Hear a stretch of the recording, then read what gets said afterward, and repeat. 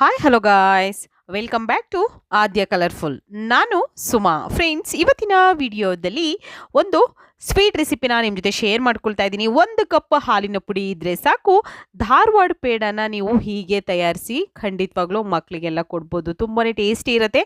ಒಂದ್ಸಲ ತಯಾರಿಸಿ ಇದನ್ನು ನೀವು 2 ರಿಂದ 3 ತಿಂಗಳವರೆಗೂ ಕೂಡ ಸ್ಟೋರ್ ಮಾಡಿ ಇಡ್ಬೋದು. ತುಂಬ ಟೇಸ್ಟಿಯಾಗಿರುವಂಥ ರುಚಿಯಾಗಿರುವಂಥ ಧಾರವಾಡ ಪೇಡವನ್ನು ಮನೆಯಲ್ಲಿಯೇ ಹೇಗೆ ತಯಾರಿಸ್ಕೊಳ್ಳೋದು ಅಂತ ಇವತ್ತಿನ ವಿಡಿಯೋದಲ್ಲಿ ತಿಳಿಸ್ಕೊಡ್ತಾ ಇದ್ದೀನಿ. ಸೊ ಈ ಒಂದು ಪೇಡ ತಯಾರಿಸೋದಕ್ಕೆ ಮೊದಲನೇದಾಗಿ ಒಂದು ಪ್ಯಾನ್ ತೊಗೊಂಡಿದ್ದೀನಿ. ಇದಕ್ಕೆ ಒಂದು 2 ಸ್ಪೂನ್ ಆಗುವಷ್ಟು ನಾನು ತುಪ್ಪವನ್ನು ಹಾಕ್ಕೊಳ್ತಾ ಇದ್ದೀನಿ. ಸೊ ತುಪ್ಪವನ್ನು ಸ್ವಲ್ಪ ಕರಗಿಸ್ಕೊಳ್ಳೋಣ. ಫ್ರೆಂಡ್ಸ್, ನೀವೆಲ್ಲರೂ ಫಸ್ಟ್ ಟೈಮ್ ನನ್ನ ಚಾನಲ್ಗೆ ವಿಸಿಟ್ ಮಾಡಿದರೆ ಪ್ಲೀಸ್ ನನ್ನ ಚಾನಲ್ನ ಸಬ್ಸ್ಕ್ರೈಬ್ ಮಾಡ್ಕೊಳ್ಳಿ, ಹಾಗೆ ಲೈಕ್ ಮಾಡಿ ಮತ್ತು ಹೆಚ್ಚೆಚ್ಚು ಶೇರ್ ಮಾಡಿ. ಫ್ರೆಂಡ್ಸ್, ತುಪ್ಪ ಈಗ ಕರಗಿದೆ ನೋಡ್ಬೋದು. ಕರಗಿದ ನಂತರ 2 ಕಪ್ ಮಿಲ್ಕ್ ಪೌಡರನ್ನು ಹಾಕ್ಕೊಳ್ತಾ ಇದ್ದೀನಿ. 2 ಕಪ್ಪು ನಾನು ಹಾಲಿನ ಪೌಡರನ್ನು ಹಾಕ್ಕೊಳ್ತಾ ಇದ್ದೀನಿ. ಹಾಲಿನ ಪುಡಿಯನ್ನು ಹಾಕ್ಕೊಳ್ತಾ ಇದ್ದೀನಿ. ಯಾವುದೇ ಬ್ರ್ಯಾಂಡಿಂದು ನೀವು ಹಾಲಿನ ಪೌಡರ್ನ ತೊಗೊಳ್ಬೋದು, ಅಥವಾ ಅಂಗನವಾಡಿಯಲ್ಲಿ ಸಿಗುತ್ತಲ್ಲ, ಸೊ ಆ ಪೌಡರ್ನು ಕೂಡ ಉಪಯೋಗಿಸ್ಬೋದು, ಏನು ತೊಂದರೆ ಇಲ್ಲ.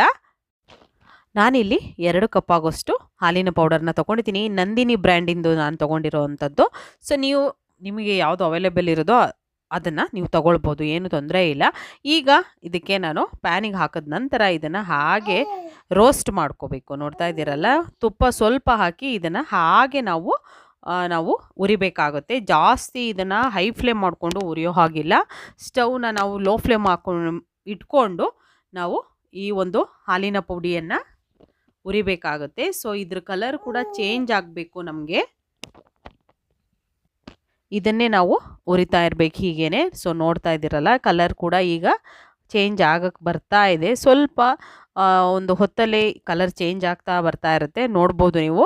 ಸೊ ಕಲರ್ ಚೇಂಜ್ ಆಗ್ತಾ ಇದ್ದ ಹಾಗೆ ನೀವು ನಿಲ್ಲಿಸಬಾರ್ದು. ಅದಕ್ಕೆ ಮತ್ತೆ ಇನ್ನೊಂದು ಸ್ಪೂನ್ ಆಗೋಷ್ಟು ತುಪ್ಪವನ್ನು ಹಾಕ್ಕೊಳ್ಬೇಕು.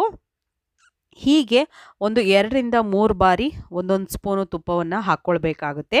ಇದಕ್ಕೆ ಜಾಸ್ತಿ ತುಪ್ಪ ಅಥವಾ ಕೈ ಬಿಡದ ಹಾಗೆ ಹೀಗೆ ನಾವು ಕೈ ಆಡಿಸ್ತಾನೆ ಇರಬೇಕಾಗುತ್ತೆ.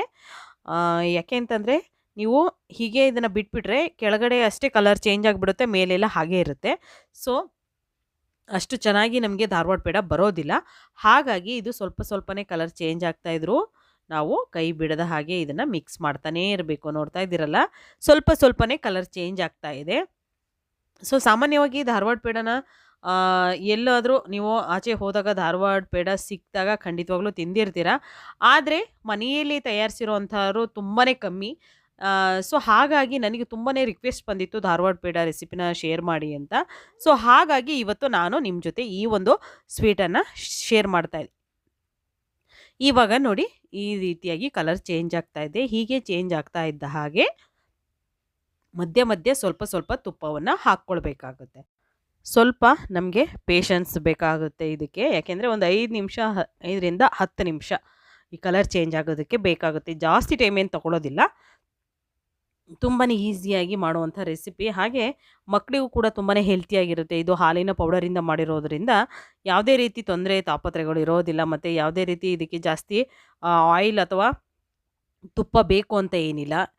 ಕೆಲವು 1 ಸ್ಪೂನ್ ಆಗೋಷ್ಟು ತುಪ್ಪವನ್ನು ಹಾಕ್ಕೊಂಡು ನಾವು ಇದನ್ನು ಫ್ರೈ ಮಾಡಿರೋ ಅಂಥದ್ದು. ಸೊ ನೋಡ್ಬೋದು, ಅಲ್ಲಲ್ಲಿ ಒಂದು 2 ರಿಂದ 3 ಸಲ ನಾನು ತುಪ್ಪವನ್ನು ಹಾಕ್ಕೊಳ್ತಾ ಇದ್ದೀನಿ. ಈ ರೀತಿಯಾಗಿ ಕಲರ್ ಚೇಂಜ್ ಆಗಬೇಕು ನಮಗೆ. ನೋಡ್ತಾ ಇದ್ದೀರಲ್ಲ, ಬೇಕು ಅಂದರೆ ಜಾಸ್ತಿ ಡಾರ್ಕ್ ಆಗಿ ಬೇಡ ಅಂತಂದರೆ ಲೈಟ್ ಇದ್ದಾಗಲೇ ನೀವು ಅದನ್ನು ಸ್ವೀಟನ್ನು ರೆಡಿ ಮಾಡ್ಕೋಬೋದು. ಬಟ್ ಅಷ್ಟೊಂದು ಟೇಸ್ಟಿ ಅನಿಸಲ್ಲ.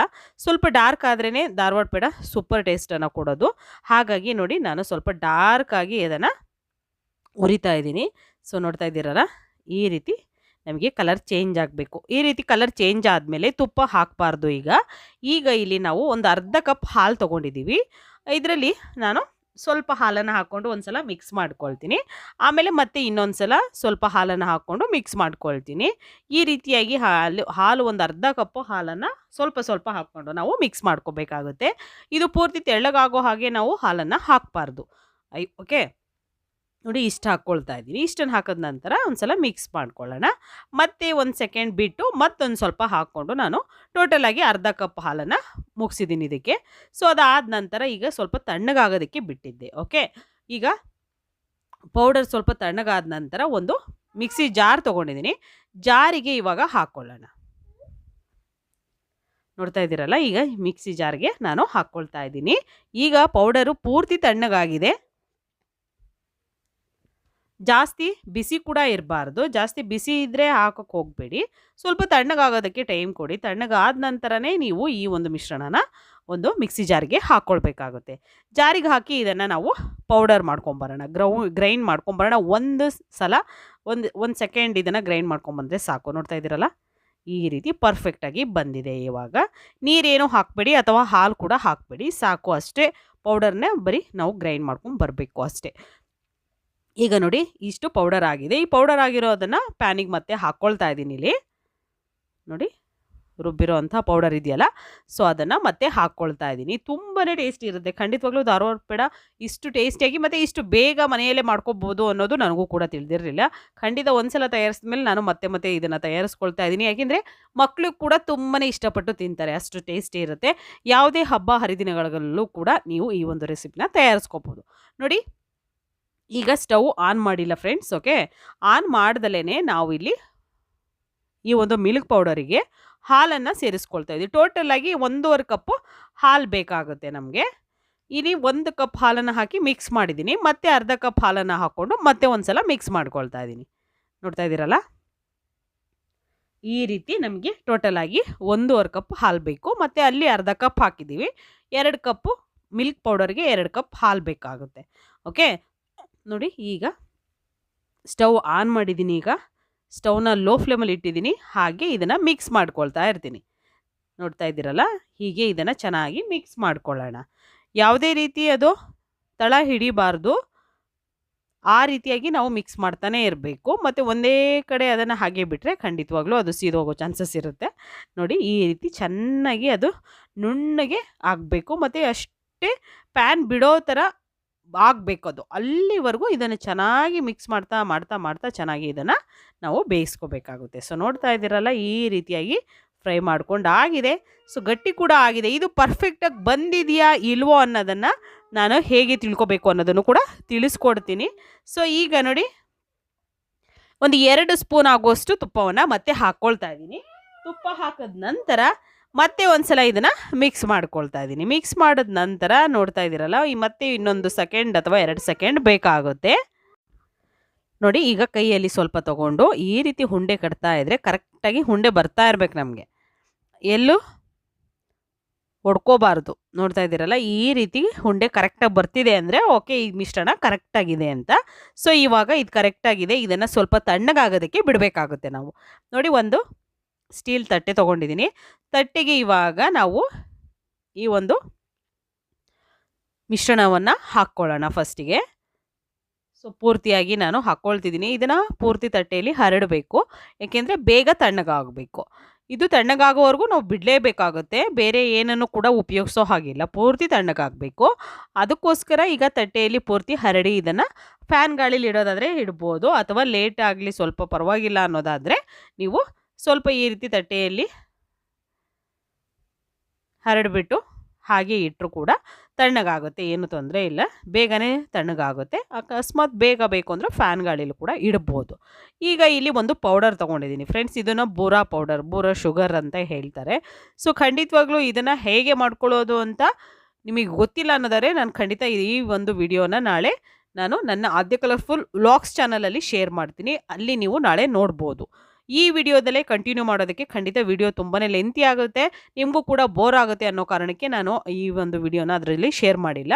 ಸೊ ದಯವಿಟ್ಟು ನೀವು ನಾಳೆ ಆದ್ಯ ಕಲರ್ಫುಲ್ ವ್ಲಾಗ್ಸ್ ಚಾನಲಲ್ಲಿ ಬೂರಾ ಪೌಡರ್ನ ಹೇಗೆ ಬೂರಾ ಶುಗರ್ನ ಮಾಡ್ಕೊಳ್ಳೋದು ಅನ್ನೋದು ನೋಡ್ಬೋದು. ಈಗ ನಾವು ಈ ಒಂದು ಮಿಶ್ರಣಕ್ಕೆ ನೋಡಿ ಬೂರಾ ಪೌಡರ್ನ ರೆಡಿ ಮಾಡಿ ಇಟ್ಕೊಂಡಿದ್ದೀವಿ. ಸೊ ಅದನ್ನು ಇವಾಗ ಹಾಕ್ಕೊಳ್ತಾ ಇದ್ದೀನಿ. ಇಲ್ಲಿ ಬೂರಾ ಪೌಡರ್ ಮಾಡೋದು ತುಂಬಾ ಸುಲಭವಾಗಿರುವಂಥ ವಿಧಾನ. ಸೊ ಹೇಗೆ ಮಾಡ್ಕೊಳ್ಳೋದನ್ನ ಅಂತ ನಾಳೆ ನೋಡೋಣ.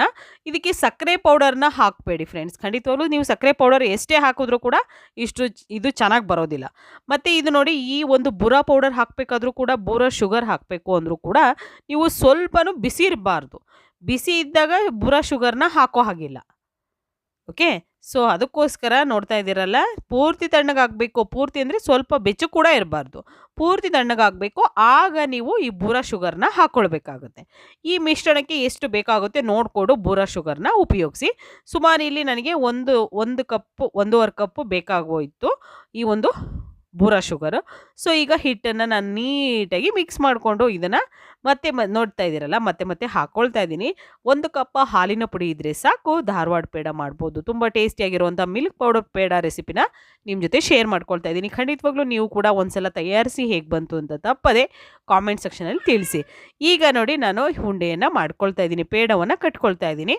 ಸೊ ಇಷ್ಟು ಸ್ವಲ್ಪ ತೆಳ್ಳಗೆ ಇರಬೇಕು ಪೇಡ ಮಾಡ್ಕೊಳ್ಳೋದಕ್ಕೆ, ಯಾಕೆಂದರೆ ಇದು ಸ್ವಲ್ಪ ಗಟ್ಟಿ ಆಗುತ್ತೆ. ಹಾಗಾಗಿ ಜಾಸ್ತಿ ನೀವು ಫಸ್ಟಿಗೆ ಗಟ್ಟಿ ಮಾಡಿದ್ರೆ ಇನ್ನೂ ಗಟ್ಟಿ ಆಗುತ್ತೆ. ಹಾಗಾಗಿ ಸ್ವಲ್ಪ ತೆಳ್ಳಗೆ ಇರಲಿ. ನೀವು ಜಾಸ್ತಿ ದಿನ ಸ್ಟೋರ್ ಮಾಡ್ತೀರಾ ಅನ್ನೋದಾದರೆ, ಇಲ್ಲ ನಾವು ಜಾಸ್ತಿ ದಿನ ಇಲ್ಲ, ಒಂದು 3 ರಿಂದ 4 ದಿನ ಅನ್ನೋದಾದರೆ ಇದಕ್ಕಿಂತ ಸ್ವಲ್ಪ ಗಟ್ಟಿ ಮಾಡ್ಕೊಳ್ಳಿ. ನಾವು ಜಾಸ್ತಿ ದಿನ ಜಾಸ್ತಿ ಕ್ವಾಂಟಿಟಿಯಲ್ಲಿ ಮಾಡ್ತಾ ಇರೋದ್ರಿಂದ ನಾನು ಇದನ್ನು ಸ್ಟೋರ್ ಮಾಡಿ ಇಡ್ತಾ ಇದ್ದೀನಿ. ಸೊ ಈ ರೀತಿ ಇದ್ದರೆ ಸಾಕು. ಇದನ್ನು ನಾವು ರೆಡಿ ಮಾಡಿ ಇಡೋಷ್ಟೊತ್ತಿಗೆ ನೋಡಿ ಎಷ್ಟು ಗಟ್ಟಿ ಇರುತ್ತೆ. ತುಂಬಾ ಈಸಿಯಾಗಿರುವಂಥ ಒಂದು ಹಾಲಿನ ಪುಡಿಯ ಧಾರವಾಡ ಪೇಡ ರೆಡಿಯಾಗಿದೆ. ನೀವು ಕೂಡ ಮನೆಯಲ್ಲಿ ತಯಾರಿಸಿ ಹೇಗೆ ಬಂತು ಅಂತ ತಿಳಿಸಿ. ಇವತ್ತಿನ ವಿಡಿಯೋನ ಇಲ್ಲಿಗೆ ಮುಗಿಸ್ತಾ ಇದ್ದೀನಿ. ಬಾಯ್, ಸಿ ಯು.